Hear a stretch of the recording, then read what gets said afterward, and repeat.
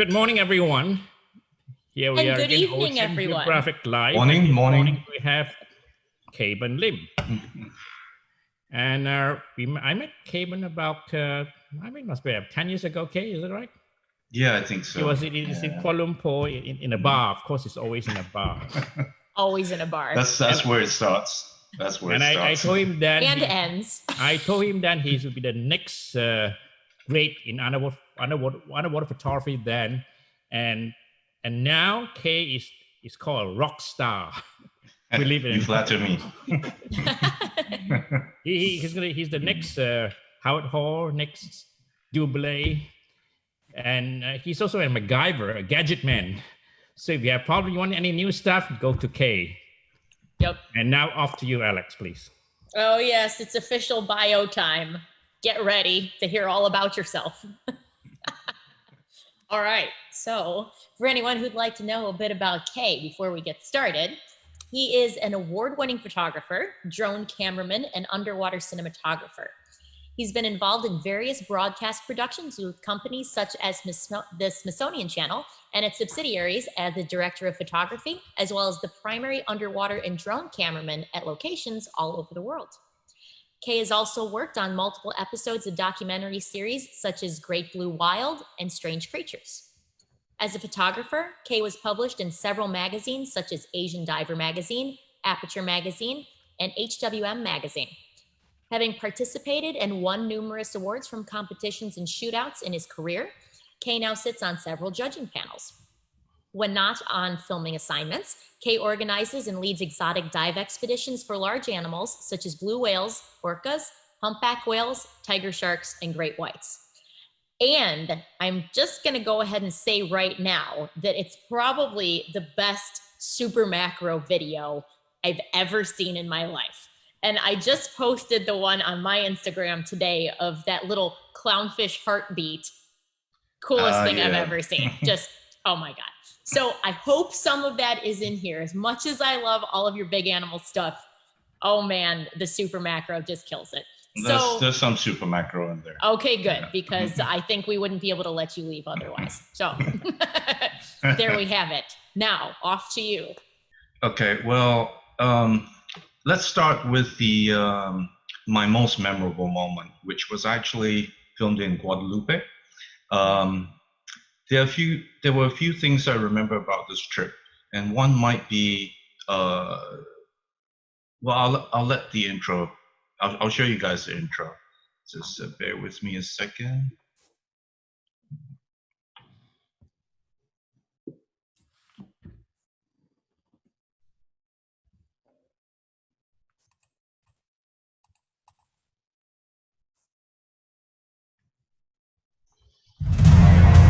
At this mysterious Pacific island, the great white shark prowls in deep water in search of sea lions and giant elephant seals. I have seen these animals removing the head of a northern elephant seal with one bite. A supreme hunter, fast and efficient, with serrated teeth and an armory of super senses. When the seals are trying to get to the shore, the sharks are waiting for them in deep water. I saw like 9 predation events in one day, right in this spot. But how do they hone in for the kill? Using state-of-the-art technology. It's coming. Oh, Lord.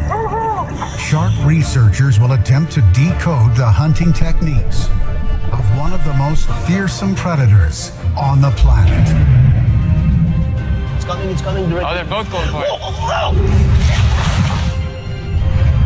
To see for the first time what the great white shark sees as it swims, hunts, and ultimately strikes its prey, even if it means getting too close for comfort.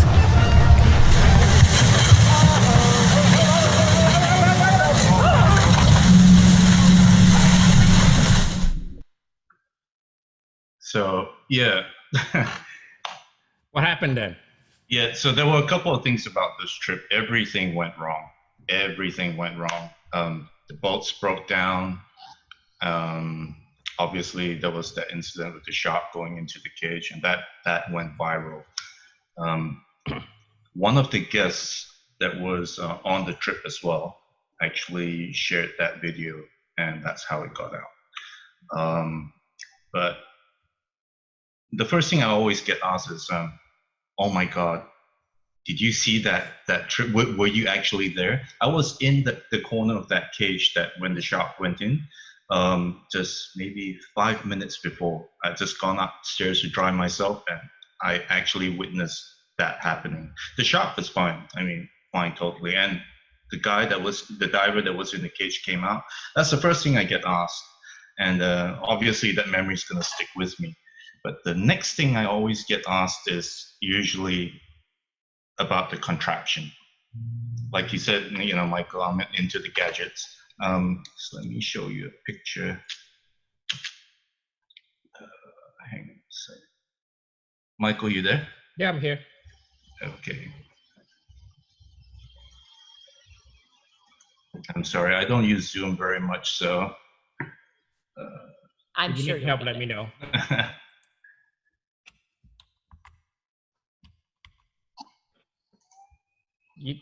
Yeah, can you guys see that picture? Yep.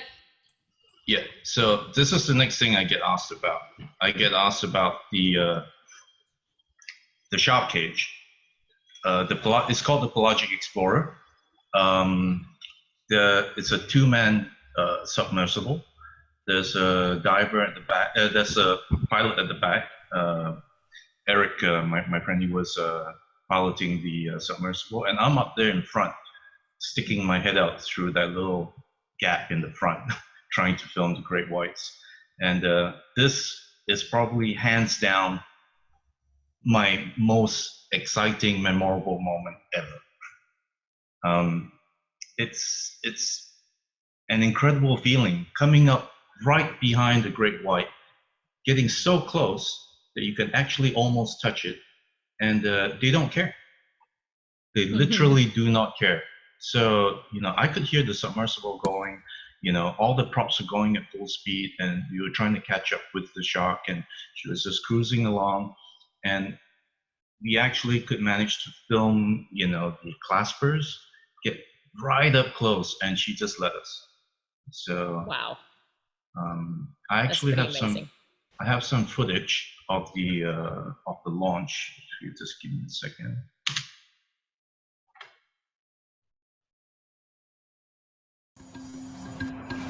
Meanwhile, on the dive boat, some welcome news for the team. The captain is given the green light to deploy the Pelagic Explorer, the most sophisticated shark cage on the planet. Propelled by twin motors, it will allow the research team to follow the sharks into deep water, where they hope to capture never-before-seen hunting behavior. Basically, it's like being in their own environment, in their own realm. Just being in the water with great whites all over the place. They come and check you out. There is no way that without it you can swim next to a great white for a long distance. With the Pelagic Explorer, you had the capability to swim right next to a great white for up to 10 minutes or longer if the great white decides that way. I'm literally huddled like a ball in there. I have to direct the pilot because I'm blocking his view. He can look to the left, to the right. He's got rear view mirrors so he can look behind. But yeah, I'll have to tell him if I need to go faster, slower, turn left, turn right, or if I see a shark.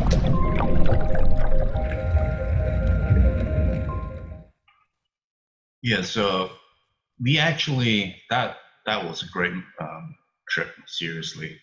But of all the days, I actually lost half the number of days in the water because the weather was so bad, we couldn't launch.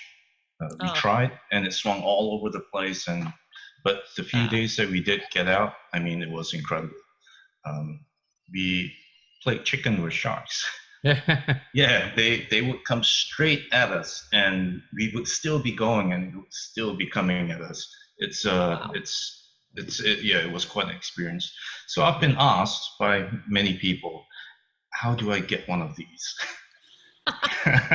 Yeah, I've been asked, how do I get one of these, and or how do I rent one?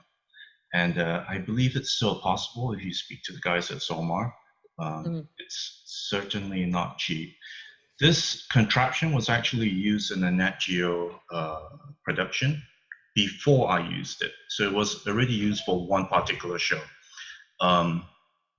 In that show, the Pelagic Explorer was in South Africa, and one of the great whites actually charged the cage and chomped down where the cameraman's supposed to be and got stuck in it.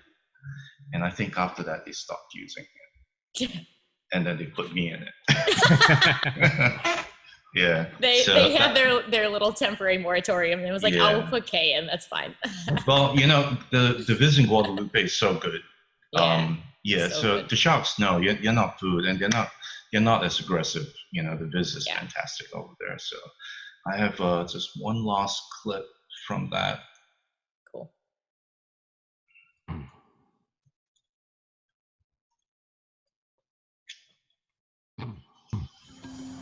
Oh, sorry. A large shark closes in fast.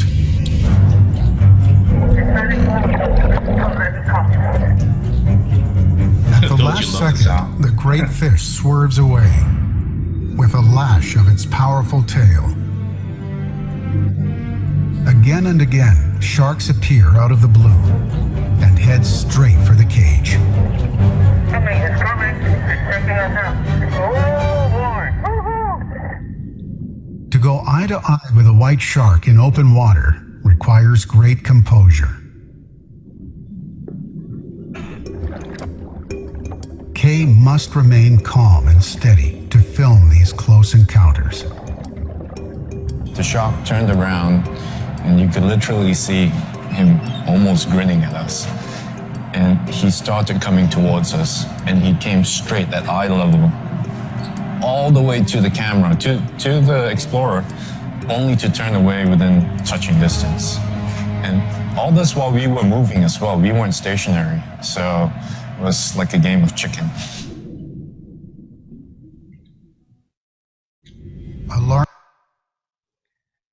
Yeah, so that what's your take on this? I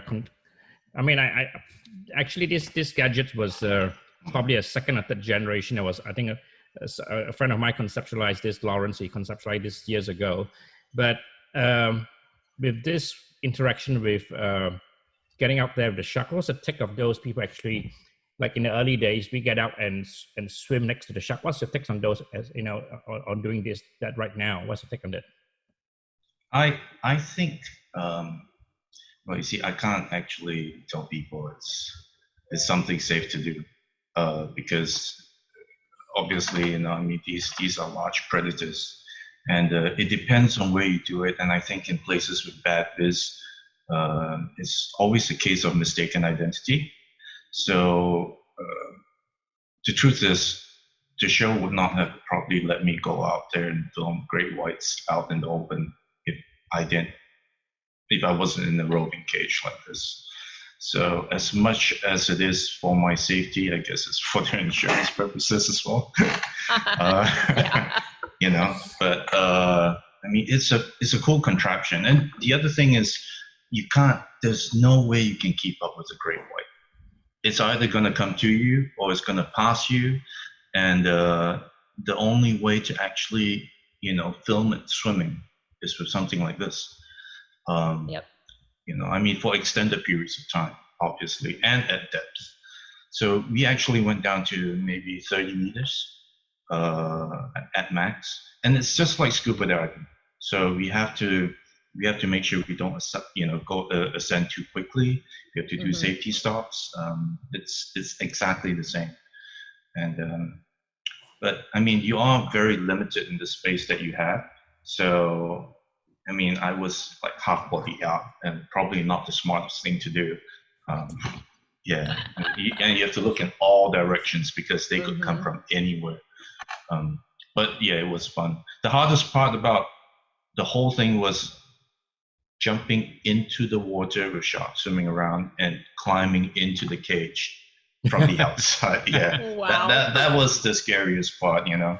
Yeah, you can't launch it with you inside, right? Yeah. Well, you know, it's hard to say because these sharks, they come from, you know, all directions, right? So I mean, you can't look under the boat before you go in. So you know, you just have to climb, you know, poke your face down, and like look around. Okay, I think it's safe. You know, you know.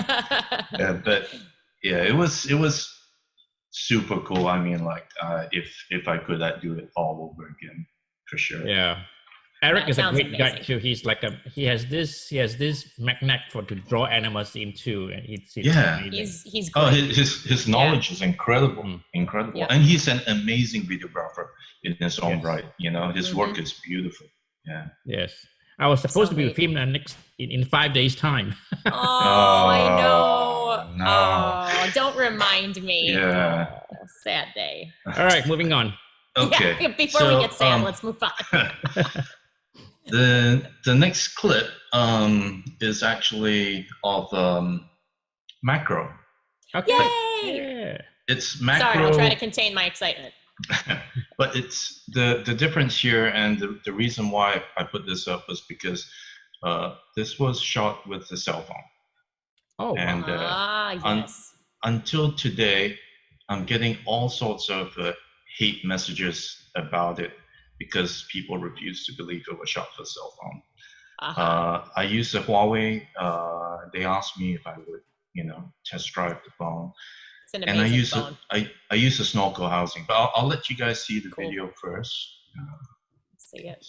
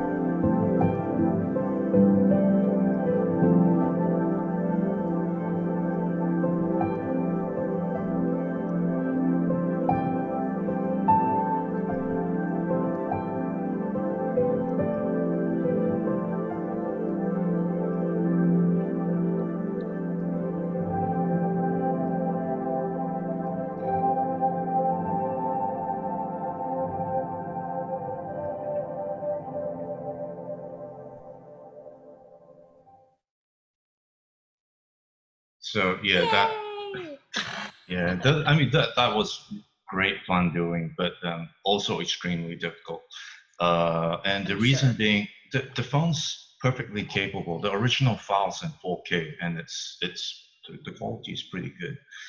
The only problem was the housing that I used was a snorkel housing provided by Huawei as well, and it had a touchscreen. And the touchscreen would freeze every time I dunked it underwater. Oh.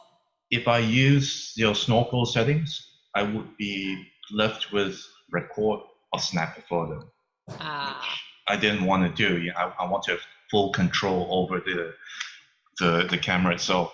So I put it back to camera mode, and I was doing everything. So what I would do is I would find the subjects mostly at 6 meters, and I would surface, pre-focus, hit record, hold the screen down, and go back down, and place it in the and place it near the critters. And I get so much, so many emails saying, "Okay, you know, it's just no way you didn't." That's not done with a phone. But if let me see if I have the shots. Yeah. So this is how I did it. All right. Obviously, the phone's on the housing's on the tripod. And I usually have a small weight, you know, which the tripod's wrapped around, and it's placed where it needs to be. And I have my other camera as well, because I want to do some behind the scenes recording. And I use the video lights that were off my other camera. Yeah, all this had to be done with video lights to bring up colors. But it was tough in the sense that I had to keep on going up and down, up and down, up and down. And, you know, I mean, my watch registered like 36 dives in one day. And it was, and Heroes, you know, the guys from Heroes, he was shaking his head saying, "Okay, you know, you shouldn't be doing this." I'm like, no, die doing this. You wait down there, make sure my camera doesn't disappear and the critters are still there, so that I could go up, change the settings, come back down, and just run straight to him, so I know exactly where it is. So I mean, that was his job, but wow. I just went up and down. These days they have much better housings, dive housings. We Find makes one. There's a Korean company that makes one too. They've asked me to test it, but I haven't had a chance to go diving. Connected by Bluetooth, or how does it connect? Yeah, so when you put in the other dive housings, it goes into the housing and it connects via Bluetooth. So you don't actually, when you press the controls on the housing, it doesn't actually touch a screen. What happens is you have to use their app, their camera app, and pressing a button sends a signal to like take a video, take a photo, and change certain settings.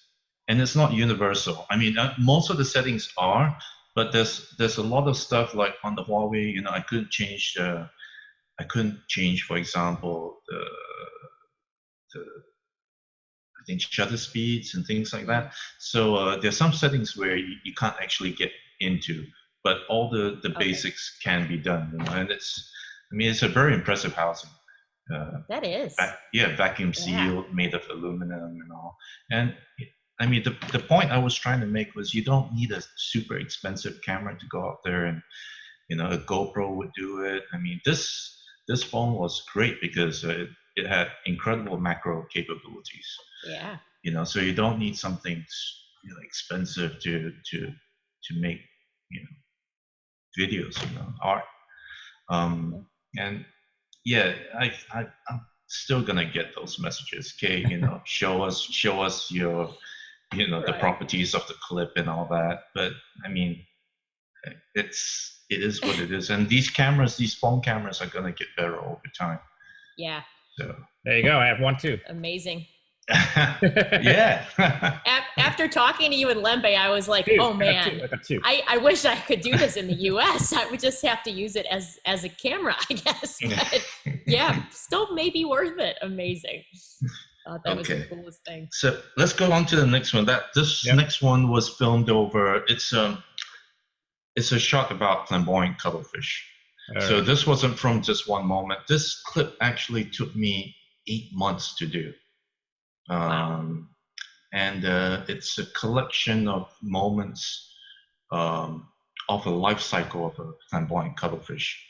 So I spent weeks waiting for things to happen, and I would go back to Lembe and I'd say, look, I've done this bit, now I want some predation shots, now I want some hatching shots, and the guys would have to look for, you know, these critters for me. and it's a question of luck, you know, if you go there, if you're going at the right time. But yeah, it took quite a while for me to piece this together. But here it is.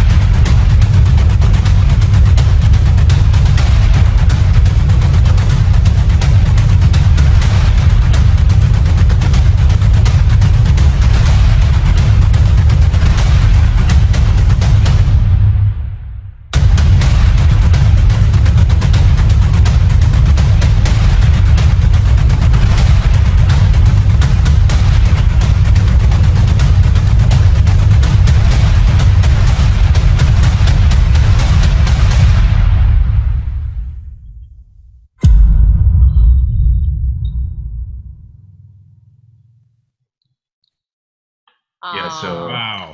yeah, Show me again. Show me again. No. we'll be able to see it in the cleaned up video. But yeah, a lot of these clips they're out on my YouTube and my Vimeo.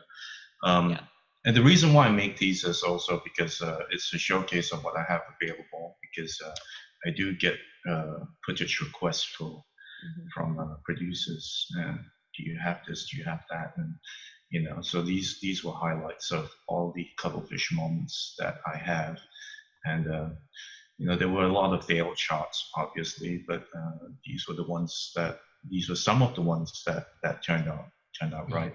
And I think the most interesting one for me was the mating parts. Oh yeah. And you'll be surprised. There are times where there's one large female, and it wasn't just what you see. There were usually sometimes another one or two other small males in the background, just trying to get in as well. Yep. You know, yeah. And it was quite a sight to see. It was quite a sight to see. Good fun. Wow. How long did it take? How many times do you have to do this to get the entire segment? 8 months. Wow. Maybe. Yeah. Maybe about I mean, right. Yeah. I would go, you know, I'd go on the trip and I'll be okay. I'll tick these off, and I go back and I'll be okay. Is anything happening with the unborn cuttlefish? Do we see any eggs? And like for the egg shots, the hatching shots, I spent, you know, I spent almost entire trips, like 2-week trips or 10-day trips, and I would be going back every single day. And when it got close, I would be doing 3 dives a day on the same subject, just sitting there and waiting. So someone would come by, I'd be like, oh yeah, okay, yeah, go ahead, take a shot, you know, and then I'd set back up and be like, please. And and of those hatching shots that I was shooting, there were dives where I lost it completely because I would focus on that one egg. And it would pop up and swim across. Yeah, that one would pop. No. I would move to another one, and another one would come out. I would be cursing. I'd be like, no, I waited so long for this shit. Yeah. So yeah, that sounds really frustrating. And the mating shots were not easy to do because you have that one moment and you have to capture it. Yeah. And you have to, you know. And I was fortunate because it would happen again over a few times and over a few dives. But if you've missed that one moment where she opens up and lets him in, that's it, you know. Yep. The camera's on manual focus. You have to be in position, and you have that one shot and that one angle, and you have to pick carefully. So if you've got that angle already, then you know you have to try and get something else. So and those are shots that you don't see very often, which makes them a lot more interesting to producers. And yeah, but these cuttlefish, yeah, I'm surprised we don't see it a lot more often because I mean, those males were feisty. They were chasing the poor thing. Yeah, I felt bad for I felt bad for her. But it's nature, I guess. So Yeah. Well, um, oh, it's great stuff. That's amazing footage. so the next clip's actually it's a video, but it's something I did a long time back. It's a video that's made out of still photos, and it's still photos that I took over time before I started getting into videos, videography itself. I moved away from photography and full time into videography, and I still miss taking photos. It's hard. You have to decide whether you're going to shoot photos or shoot video on the dive. Yep. But so I was going through all my old pics, and I decided, well, it might be interesting to try this technique out. You guys ever watch horror movies where you get this black and white picture, and suddenly the eyes move, Yes. and the head moves and it's looking at you, and and I mean all these are actually done. A lot of it's done in After Effects, Adobe After Effects. We'll talk about that a bit later after I show you guys the clip. Hang on a sec.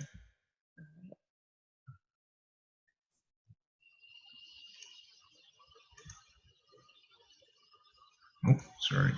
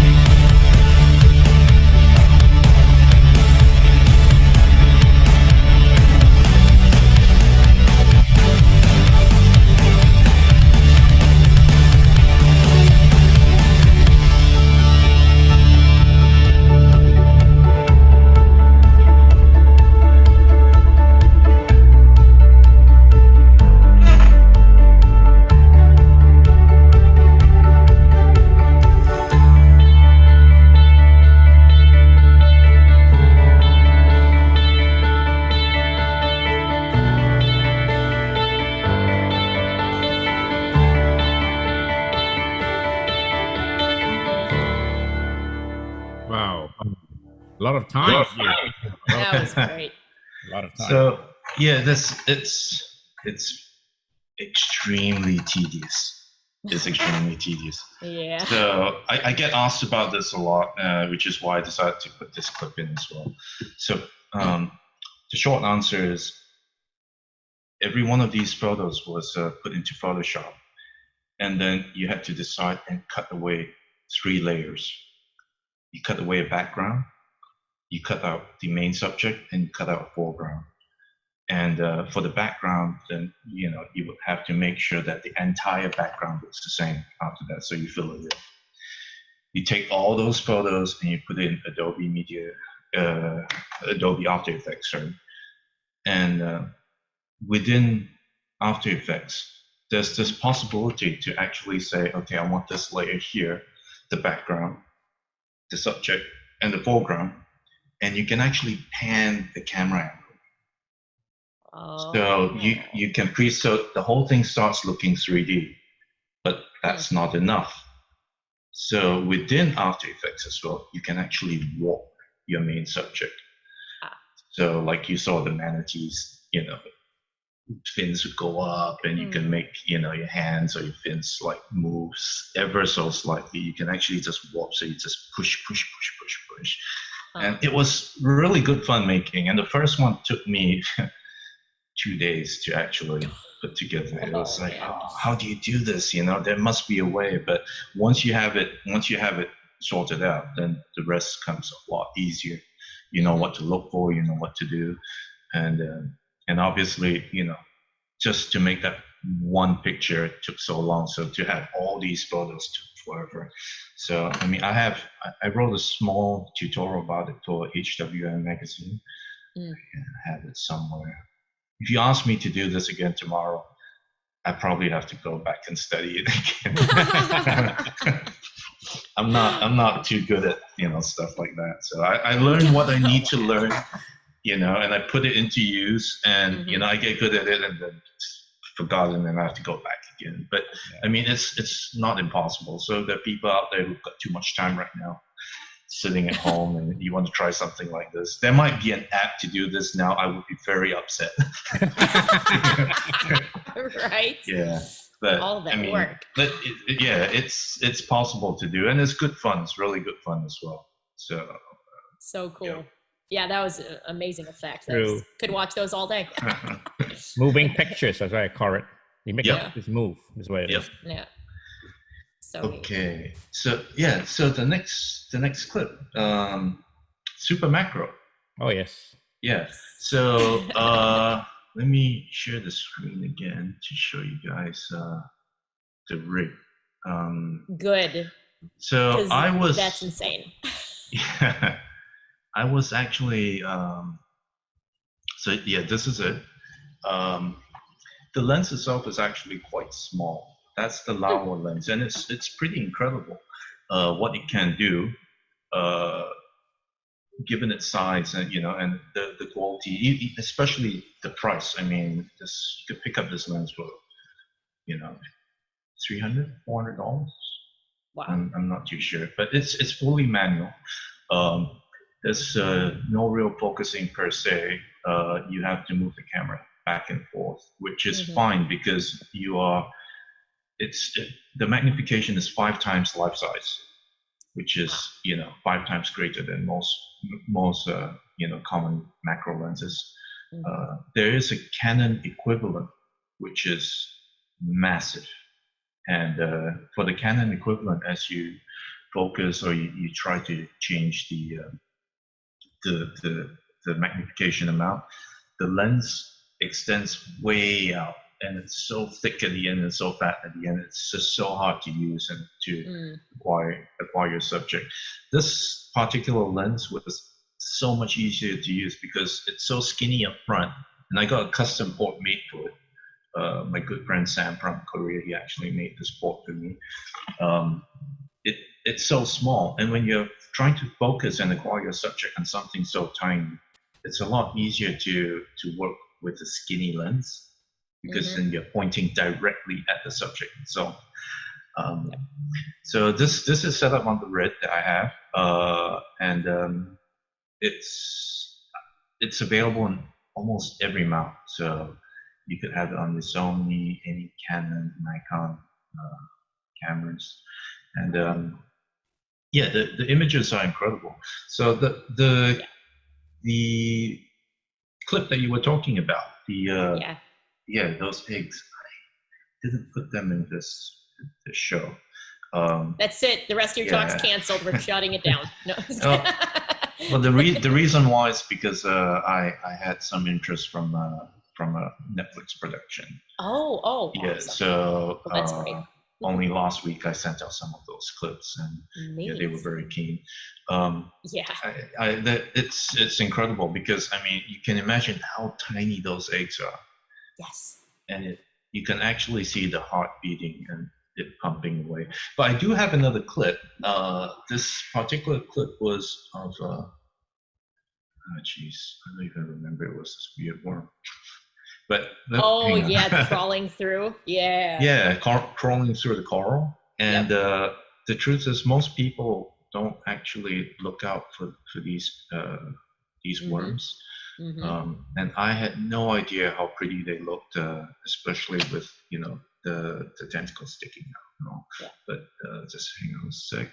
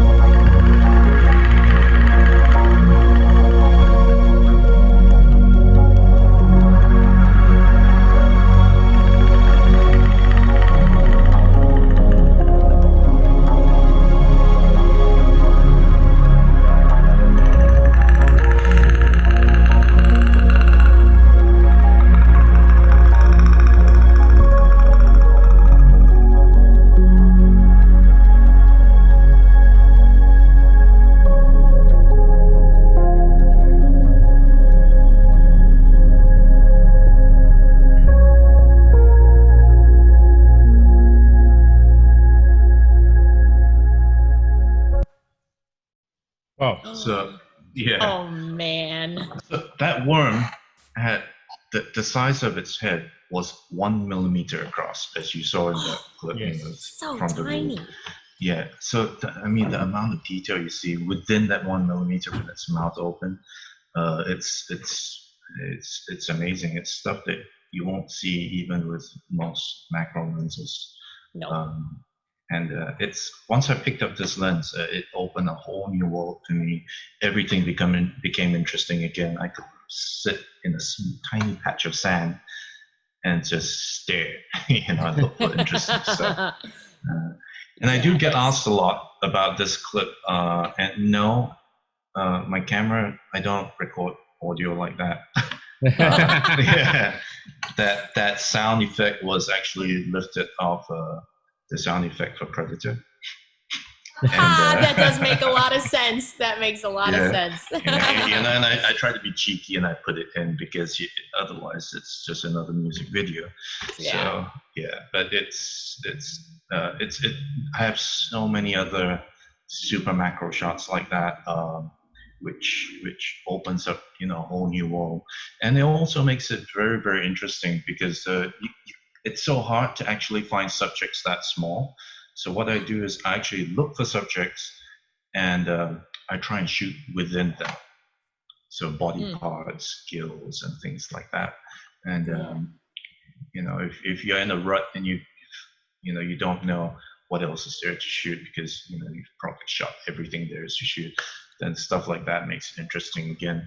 I think the working distance for this lens is actually pretty good. Yeah, so as you can see, you get maybe 2.5 inches, which is a lot. So I get a lot of space to work with. Yeah, and that's the custom port, and because it's so small, you can actually get it into very interesting nooks and crannies. Yeah, so it's great lens to use. Oh, okay. Well, moving on from the smallest creatures to the biggest ones. Yeah, that's a bit of a jump. I thought this might be interesting because we went from the smallest critters with the largest cameras to the largest animals with the smallest cameras. Because on my last shoot, I actually used a GoPro. GoPro was kind enough to hook me up with multiple cameras, and I took it out this season, right before Sri Lanka got locked down because of the coronavirus. Yeah, so I actually went from there, rushed back to Australia before they locked the borders up here as well. But this was taken by my good friend Eric. I think it's gone slightly viral. That's me in the black, and that's Dr. Alex Mustard next to me, and we were both jumping after the same whale, and we were going side by side. It was great. So we had gotten headshots right before it did its dive, and we let it just pass right under us, and it was quite a moment. So yeah, as we all know, blue whales, largest creatures on Earth.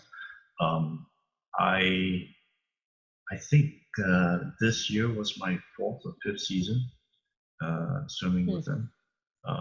It's every year is exciting. It's still just as exciting to make these jumps. So the next clip that I put together, usually when I jump with the red, it's jump in, shoot the whale, come back up, and you have to do it repeatedly because there's no way you're going to keep up with the whale. There's no point swimming after one.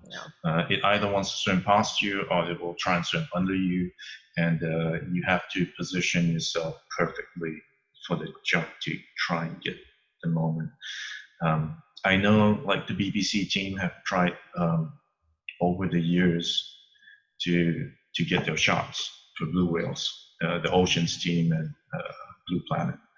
And they've tried with Breathless, they've tried everything, but the only way to do it is to catch that one fleeting moment, jumping with nothing, just a snorkel and a camera to pick up your moments.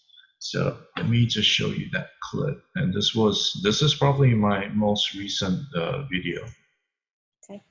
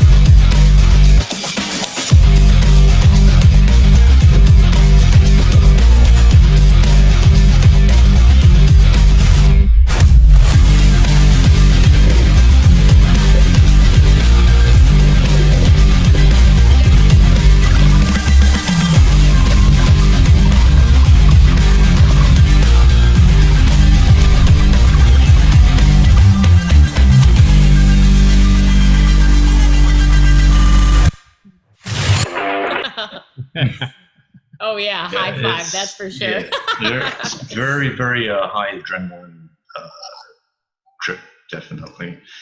Nothing happens for a long time, and suddenly someone yells "whale," and the blue whale spout is probably the highest out there amongst all the whales. Like sperm whales, for example, will spout at 45 degrees, so that's how you differentiate.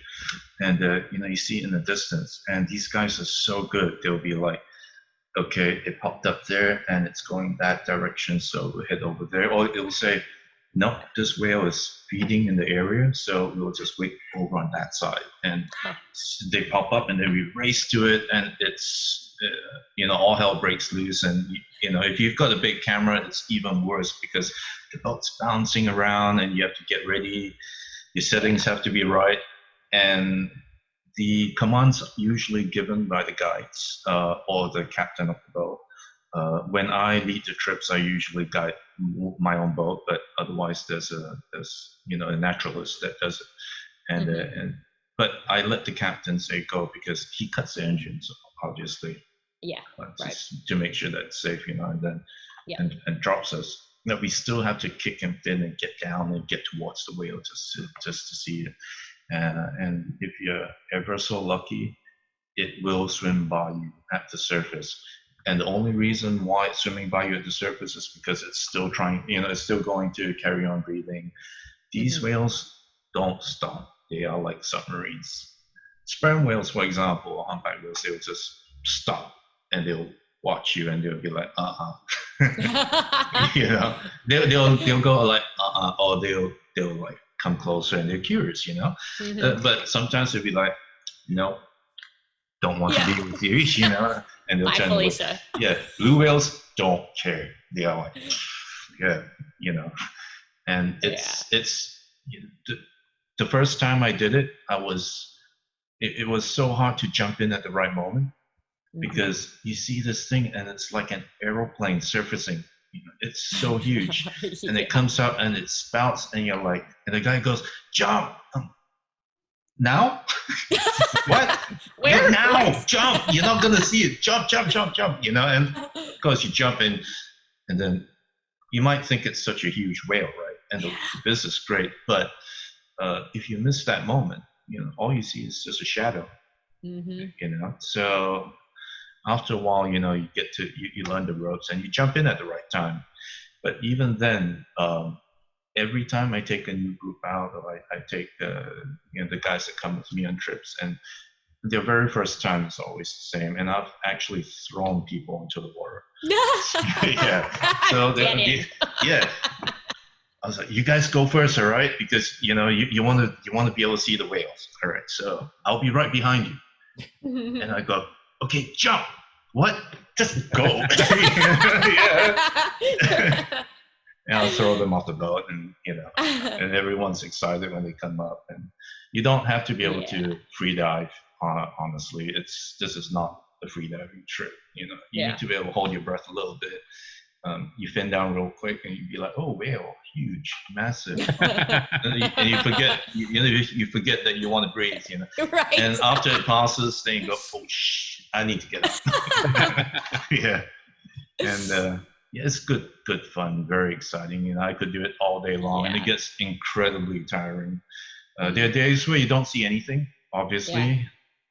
Because it is nature, and their seasons they're not so great, and they're incredible seasons. I think the best day that we had, we did 70 jumps. Wow. So that's a great day. Out, in, out. So at the beginning, you want to go up quick, so no ladders. Just take my camera, grab us out of the boat, push yourself up, get back on. By the 15th jump, you're like, ladder, please. Someone help me. Take my camera, ladder, please. You guys go ahead.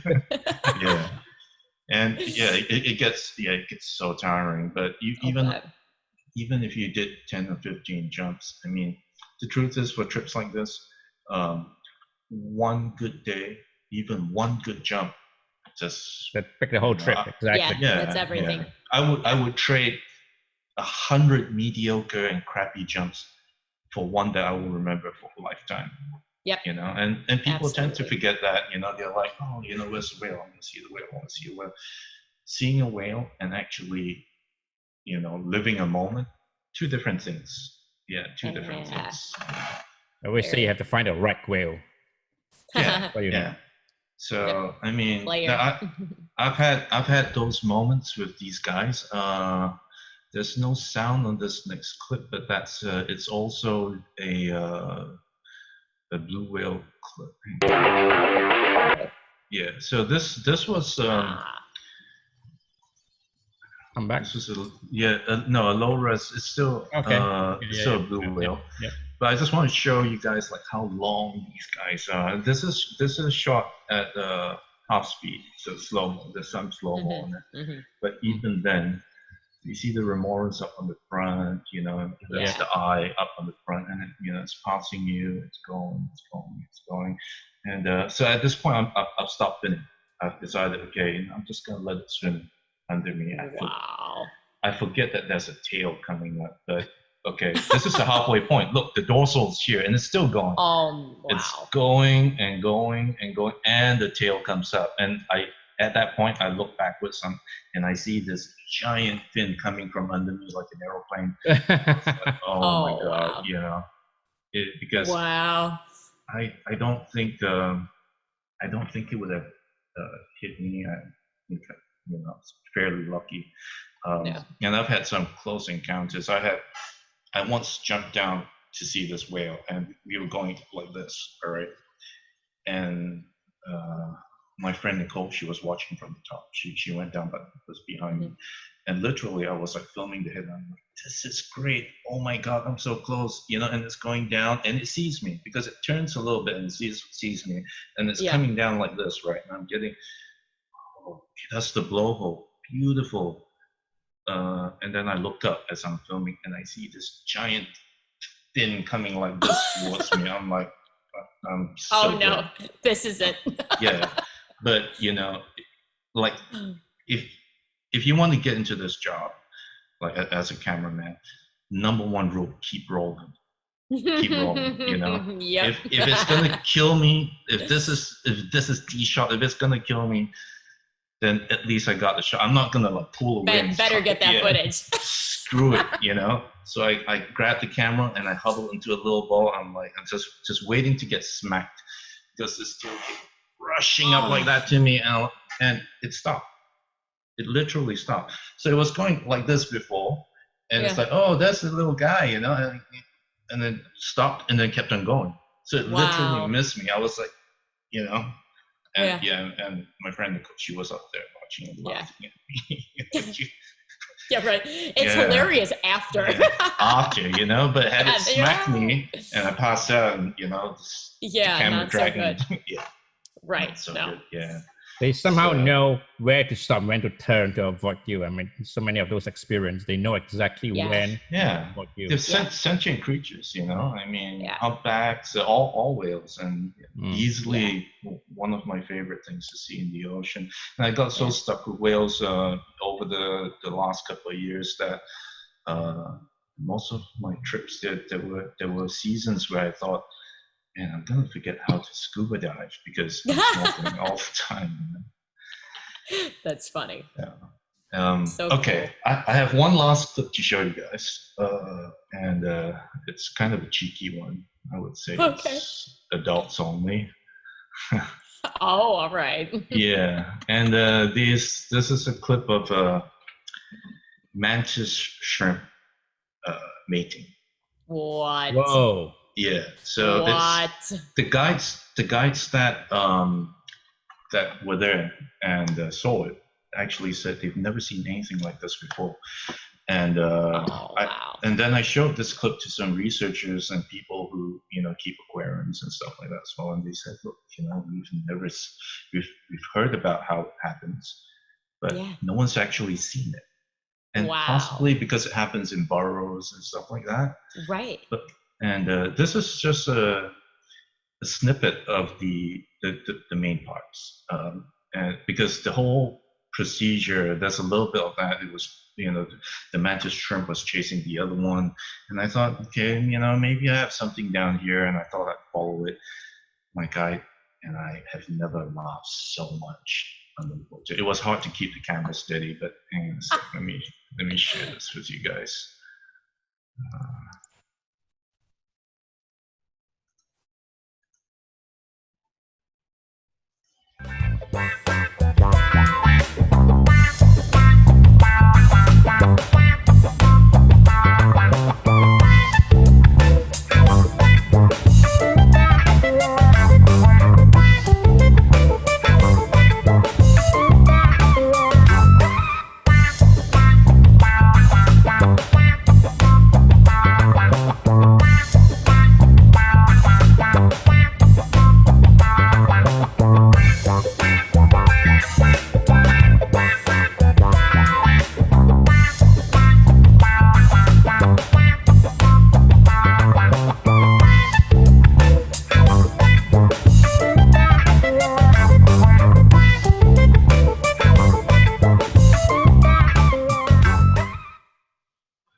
Wow. So it's yeah, they made like people.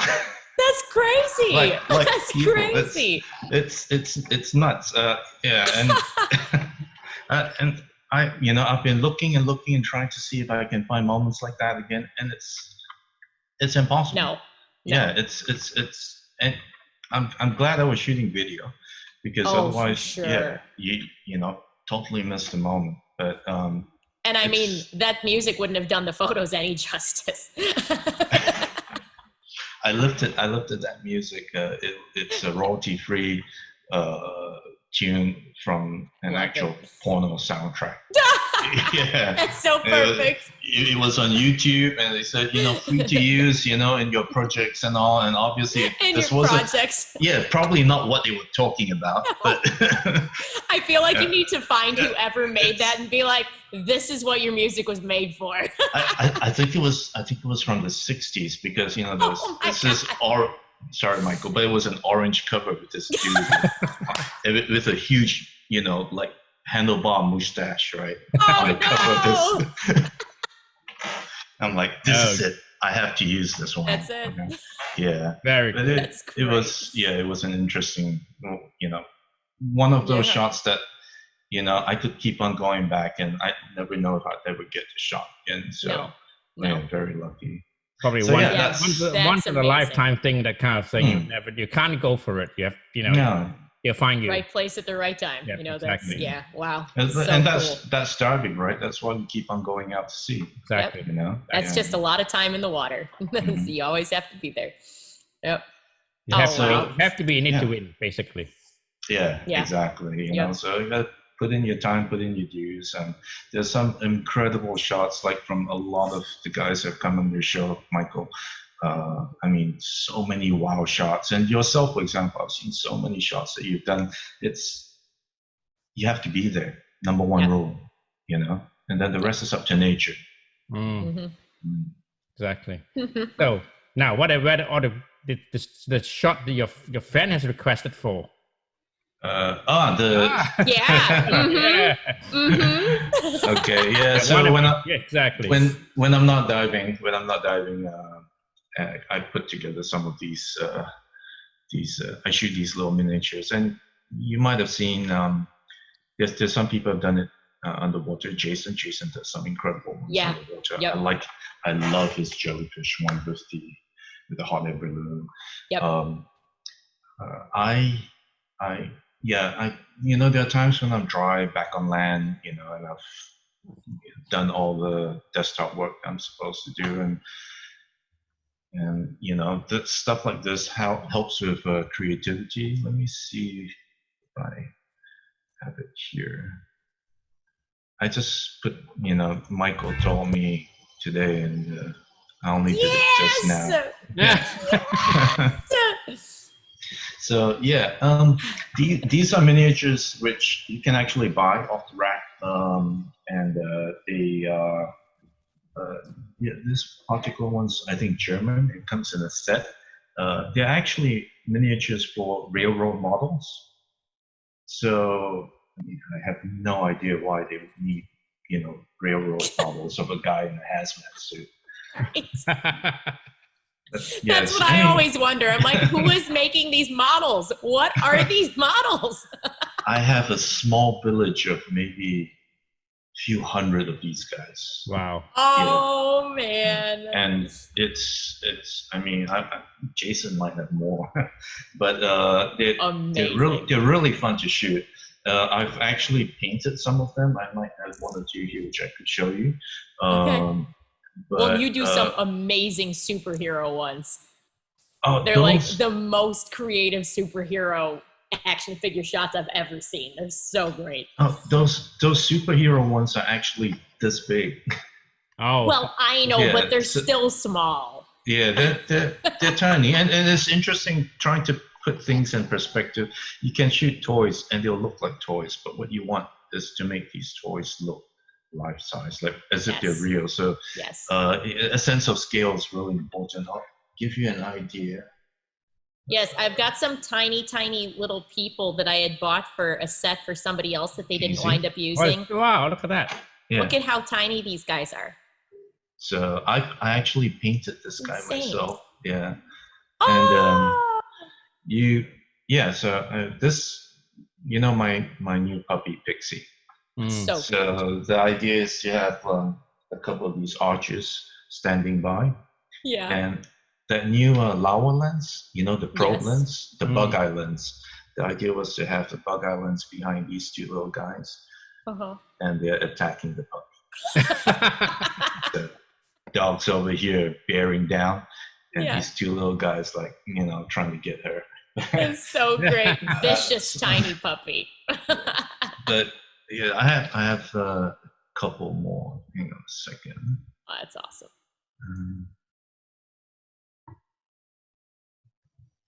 And so they're great fun. Great fun to do. I call this macro photographer. This was shot in my dad's garden in his backyard, and one of those. It was let me see. It is dated, so 2013. It's quite a few years ago.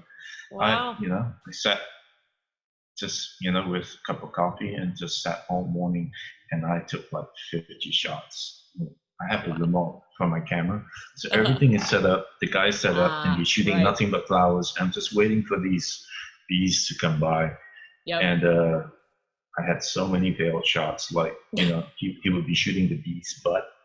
He'd be, that'd be funny too, though. Yeah, the bee would be crawling all over him. You're like, stop it! You're gonna knock him off. Yeah, and there's so many other flowers, right? I'm not gonna cut all the flowers off on my garden just so that the bee would sit on this one, Right. So it took me the whole afternoon. I'm like, I'm going to get this shot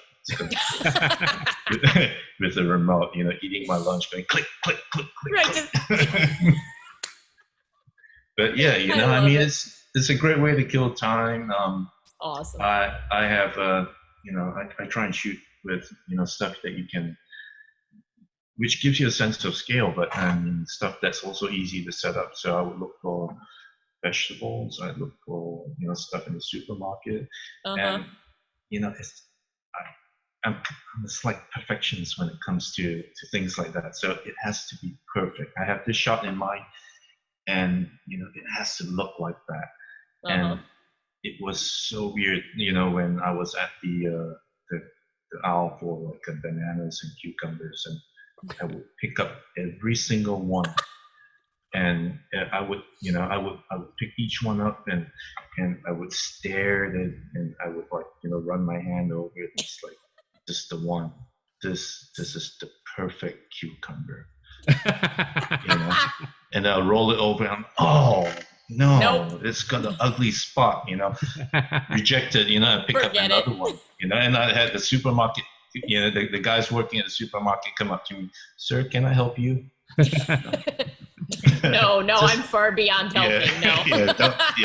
No, you can't help me. No. And it's really good fun to do. That's great. And these actually got because of these shots, my Instagram account blew up. Actually, and my Instagram account is a mixture of shots like these, Yeah. those superhero shots, and the underwater stuff that I do. I couldn't pick one that I actually like to, I want to showcase. Mhm. And so I decided, it's just going to be a fun account to put everything that I enjoy doing. Oh, I love that one. Ah. Love that one. So this is the shot that actually got picked up, and then it went viral, and then people started to notice the miniature work that I did. Yeah, So fabulous. I had this idea, after I found this painter, this miniature painter, I'm like, oh, he's got to be doing something. And the trick to buying these miniatures or picking the right ones is always pick a miniature that's doing something. Mm-hmm. You don't want a miniature that's sitting down, standing, unless you use a ton of them in a scene where they're watching something. Otherwise, it's terrible. It's boring. Yeah. So obviously, it was painting something, and the first thing that comes to mind, Picasso, Michelangelo, and stuff like that.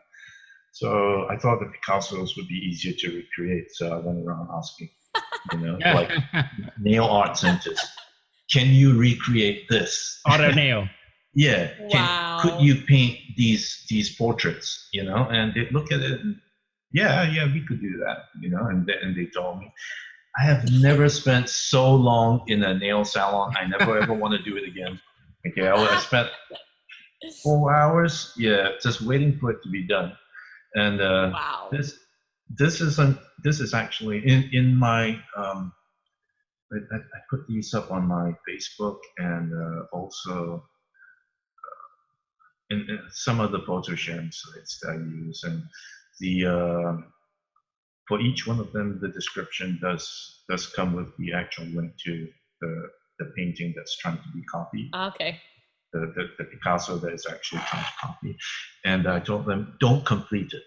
Like in this shot, you can see the right eye is not done yet, and usually they lacquer the whole thing after the whole thing's done. So I said, no, I don't want to complete it. It has to be halfway, Right. So it makes it a little bit more real.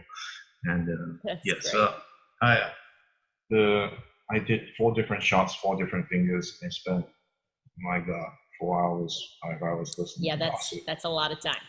Yeah, listening to gossip and then hearing stories, and I'm like, whatever it takes. That's dedication to your craft.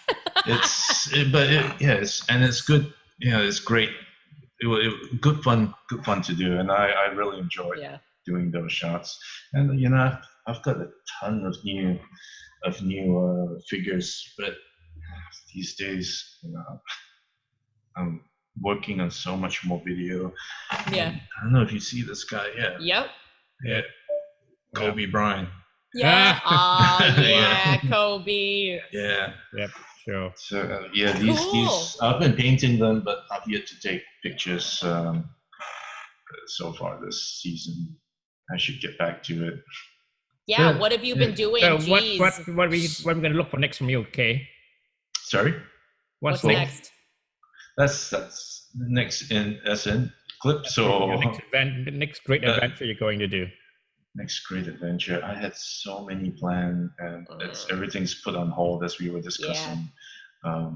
I'm looking at doing a trip to Russia, and it's northeastern Russia, and this area is so remote that our expedition team, there are only about 10 or 15 people allowed in an area the size of say from Singapore that stretches up to past Thailand.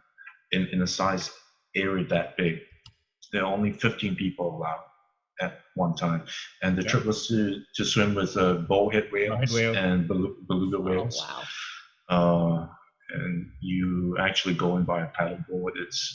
You could scuba dive, and that was one of the arrangements. But if you ever want to see a whale, the best way to do it is actually to free dive or to snorkel. Yeah. So the water is cold, but I mean for some of you that've done the Norway trips with the proper thermal protection, it's actually totally not too doable. bad. Yeah, it's totally doable. Yeah. And I was so looking forward to this trip. It's so remote that we actually fly in by a military helicopter.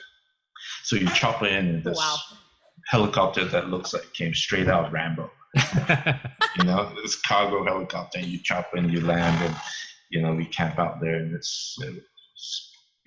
I was so looking forward to it, and that's been postponed. Most likely postponed. I mean, a lot of us guys are still holding out. You know, wondering, you know, if things improve, we could still get to go last minute, but things aren't looking too good. Yeah. Bless you, Michael. Yeah. Thank you. So, oh my God, put your mask on. No, I'm just kidding. Well, I think jeez. It's something to look forward to next year. I think, I mean, it's only one operator doing up there, and we all wanted to go, but I think we have to wait. Yeah, like our Norway trips this year, that's looking tougher and tougher. It's still possible. Yeah. It's not ruled out yet, but I hope you get to go. It seems like it's been forever, but honestly, I mean, we are in the early days of May, and you know, I mean, early February was when things start to get, you know, to start to show up seriously. Yeah. So, I mean, although it seems forever, I mean, so much has happened in such a short time. One can only hope by come September, you know, who knows, something, they're fast tracking vaccines and stuff like that. Yeah. But I mean, we discussed it, Michael, and I mean, even if there's no vaccine and if travel does open up, it's, you know, they say things are never going to be the same again. It won't be the same for diving either. No, that's true. So, the idea is stay safe and avoid you know, getting sick, and you weigh the risk, and life's short, so you need to do what you need to do. Yeah. Plan for the next one. You know. Yeah, exactly. Yeah. Thank you so much, Kay. We really is a great session with you, and we look forward to catching up with you soon. Maybe for a drink session again soon. Yeah. Thanks for having me, guys. Thank you, Kay. Even though it's always in my morning, you still need to let me know when you do it. Okay, now. I will. All right. Good. Bye. All right. Have a good one. See you. Thanks, Michael. Thank you so much. Thanks, Alex. Yes. See you guys. Thanks. Thank you. Thank you, everyone, for watching, and we'll catch you tomorrow. Bye-bye. Yep. Thanks, guys. Bye. Thank you.